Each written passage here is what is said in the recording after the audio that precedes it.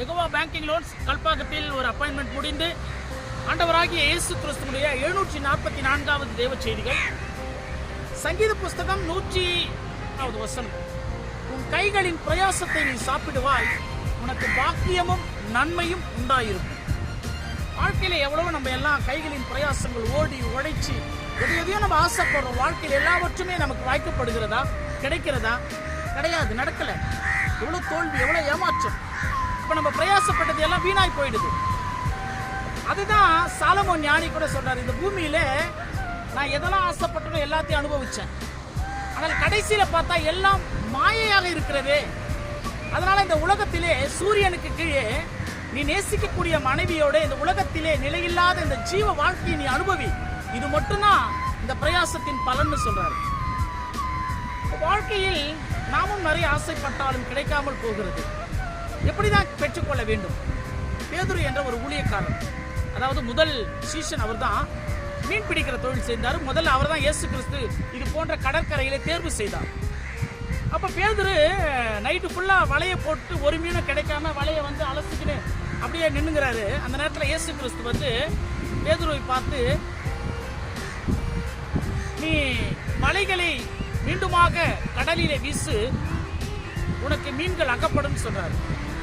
அப்ப பேதுரு சொல்றாரு, நான் முழுவதும் பிரயாசப்பட்டேன் ஆண்டவரே, நைட்டு ஃபுல்லா ரொம்ப ஆசைப்பட்டு எவ்வளவு பிரயாசப்பட்டேன், ஆனால் ஒன்று கூட எனக்கு அகப்படலை. ஆனாலும் அதான் ரொம்ப முக்கியம், உம்முடைய வார்த்தையின்படி நான் மீண்டுமாக வலைகளை வீசுகிறேன். கர்த்தருடைய வார்த்தையின்படி வலைகளை வீச போகிறேன். கர்த்தர் சொல்லிட்டாரு, என் வாழ்க்கையில நான் அவரை சார்ந்து போகிறேன், அவருடைய சித்தத்திற்கு ஏற்றபடி போகிறேன் என்று சொல்லி அவர் மீண்டுமாக கடலிலே இறங்கி வலைகளை வீசினார். வலை கிழிந்து போகும்படியான மீன்கள். அந்த ஆச்சரியத்தில் தான் இயேசு கிறிஸ்துவை அவர் தேவனாகிய கர்த்தருடைய குமாரன் சொல்லிட்டு ஊழியத்துக்கு முதல்ல வந்தாரு பேதுரு. வாழ்க்கையில நம்ம வாழ்க்கையிலும் கூட நம்மளுடைய சித்தத்துக்கு ஏற்றபடி சில காரியங்களில் ஆசைப்படுவோம். கர்த்தருடைய வார்த்தைக்கு ஏற்றபடியும் கர்த்தருடைய சித்தத்திற்கு ஏற்றபடியும் சில காரியங்களில் ஈடுபடுவோம். இது ரெண்டுத்துல எது வாய்க்கும்னு பாத்தீங்கன்னா, கர்த்தருடைய சித்தத்திலும் கர்த்தருடைய வார்த்தையின் பிரகாரமாக பேதுருவை போல மீண்டுமாக 2வது முறை வலை வீசும் பாருங்க, அதிலே அகப்பட்ட மீன்களைப் போல நம்முடைய வாழ்க்கையிலும் திரளான நன்மைகள் தேவனுடைய சித்தத்துக்கு ஏற்றபடி நடந்தால், வாழ்ந்தால், அவருக்கு உட்பட்டு நாம் இந்த பூமியில ஆசைப்பட்டால் எல்லாமே நடக்கும்.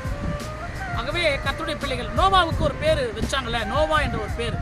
அவன் நம்மளுடைய கைகளின் பிரயாசத்தினால் நம்மை தேற்றுவான் என்று சொல்லிதான் நோவா என்ற ஒரு பேரையே வச்சாங்க.